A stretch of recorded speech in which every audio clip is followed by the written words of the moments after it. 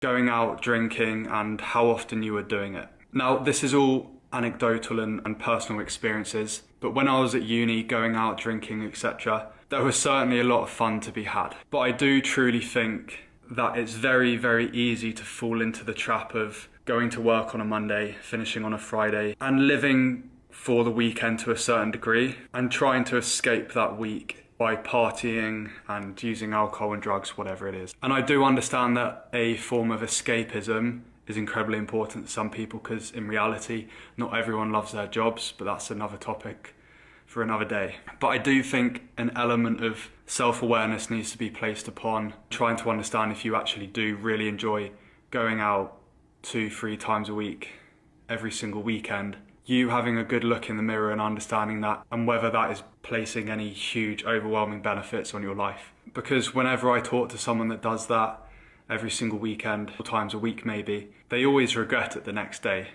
and they never really learn from these lessons. And I think the biggest escape and prevention measure that you can do to maybe stop this cycle is finding something that gives you a purpose, something that also gives you progression, and something that you're truly passionate about. And not everyone is lucky enough to have found that yet, but if you can find it or actively start searching out that purpose, it's a very enlightening experience. In my personal experience, when I was younger at uni, I wanted to go out relatively regularly because yes, it was fun and it was enjoyable and it was social, and that's what university is about. But there were certainly periods of time when I was doing that simply to make myself feel happier, as I felt like I was lacking something to be truly working towards. And I think fitness and my business, once I eventually found that, gave me that true inner happiness and pursuit to be working towards, which replaced that instant gratification of trying to go out every single weekend and chase some sort of dopamine rush or high. Ultimately, you can do whatever you want,